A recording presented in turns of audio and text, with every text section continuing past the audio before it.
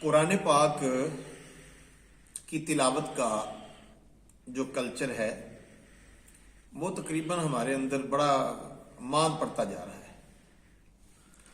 جب ہم چھوٹے چھوٹے ہوتے تھے، آپ بھی میری اس بات سے اتفاق کریں گے، تائید کریں گے میری اس بات کی، ہم جب چھوٹے ہوتے تھے نا تو ہم دیکھا کرتے تھے کہ صبح صبح اٹھ کے جب گلیوں سے گزرتے تھے نا تو گھروں سے ہماری ماؤں اور بہنوں کے قرآن پاک پڑھنے کی آوازیں آیا کرتی تھی۔ اور میں جب بہت چھوٹا تھا تو میں دیکھا کرتا تھا کہ گرمیوں کے موسم میں ہماری مستورات جو ہوتی تھیں وہ چھتوں پہ،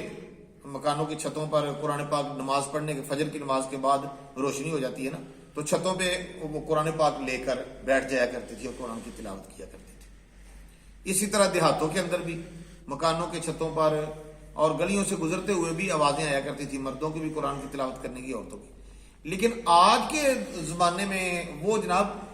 کہاں گئی وہ ساری قرآن کی رونقیں؟ وہ قرآن پاک کی تلاوت کی رونقیں کہاں گئی ہیں؟ کبھی سوچا ہے؟ آپ نے کبھی سوچا اس بارے میں؟ اور اگر میرے سمیت ہم سب اپنے گریبان میں جان کے دیکھیں تو کیا ہم نے قرآن پاک سے اپنا تعلق ایسا لگتا ہے جیسے توڑ ہی نہیں لیا؟ قرآن مجید تو پڑھنے کے لیے نازل ہوا تھا، امت مسلمہ کے لیے، اپنے آپ کو سنوارنے کے لیے،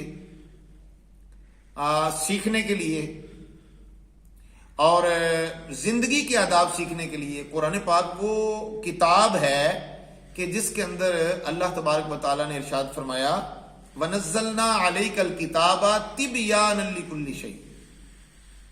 اے محبوب مکرم صلی اللہ علیہ وسلم، یہ جو قرآن ہم نے آپ پر نازل کیا ہے یہ ہر چیز کی طب ہے،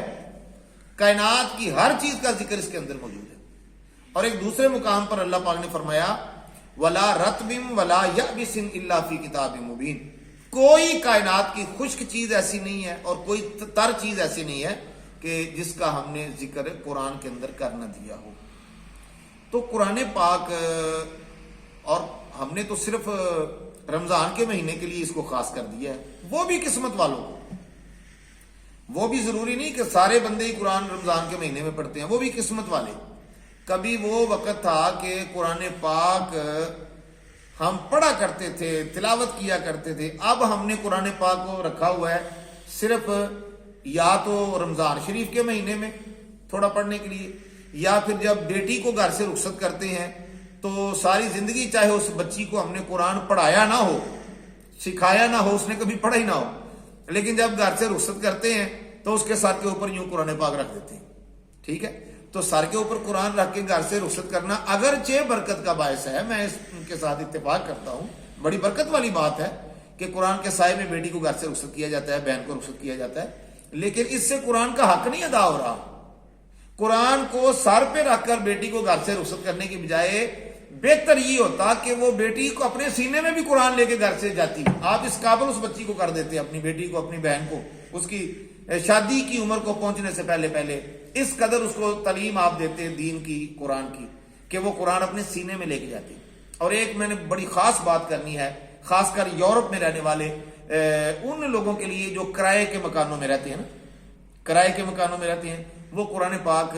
بعض اوقات گھروں میں دینی کتابیں قرآن ہوتا ہے، تو ہم نے یہاں دیکھا ہے، یونان کی بات کر رہا ہوں،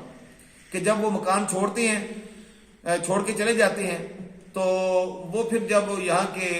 جو مالک مکان ہوتے ہیں وہ عیسائی ہوتے ہیں، تو وہ جب آتے ہیں دیکھتے ہیں جو قرآن پاک پڑھا، ان کو کیا پتا قرآن کیا ہے کیا نہیں ہے، تو ہم نے کئی مرتبہ ایسا دیکھا ہے کہ وہ اٹھا کے تو وریلیوں کے اندر، یعنی کہ ڈرم کے اندر ہر چیز کتابیں اٹھا کے پھینک دیتے ہیں۔ تو میں بطور خاص یہ بات کہنا چاہتا ہوں کہ ہمارے وہ بھائی جو کرائے کے مکانوں میں، چلو اپنے گھر والے نے تو کہیں جانا نہیں جس نے خریدا ہوا ہی، اور لیکن جو کرائے کے مکانوں میں رہتے ہیں وہ اس بات کا خاص خیال رکھیں کہ قرآن پاک کا نسخہ گھر میں ضرور ہونا چاہیے، زیادہ نہ رکھیں۔ اگر 3-4 بندے آپ رہتے ہیں تو ایک قرآن پاک کا نسخہ تو لازمی گھر ہونا چاہیے۔ ٹھیک ہے، اس کی تلاوت کریں، باری باری تلاوت کر لیا کریں، رات کو جس کو ٹائم ملے وہ رات کو کر لے، جس کو دن کو ملے وہ دن کو تلاوت کر لے۔ اور جب بھی آپ اس مکان کو چھوڑیں اور کوئی سامان وہاں سے اٹھائیں نہ اٹھائیں وہ آپ کی مرضی، لیکن قرآن پاک کو وہاں سے اٹھا کر یا دینی کتابوں کو ضرور کسی اپنے دوسرے بھائی کے حوالے کر کے جائیں، تاکہ قرآن پاک کی بے حرمتی نہ ہو، اس کا تقدس پامال نہ ہو۔ ٹھیک ہے، मैं उम्मीद करूंगा कि आप मेरी इन बातों पर अमल करेंगे। अगर आपको ये बातें अच्छी लगें और कुरान के साथ तल्लक जुड़े कुरान पाक के साथ, चाहे आपको एक रुकू की ही तौफीक होती है तो एक रुकू या रोज का पढ़ लिया करें, तर्जमे के साथ पढ़ लिया करें, 5 मिनट लगते हैं,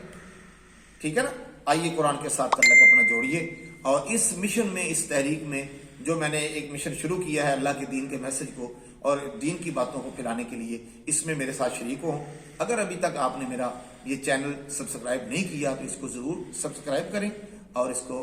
बेल आइकन पर भी आप जो है उसको भी दबाएं। अल्लाह पाक मेरा और आपका हामी नासिर हो। अगली वीडियो तक इजाजत चाहते हैं। अल्लाह हाफिज। अस्सलाम वालेकुम।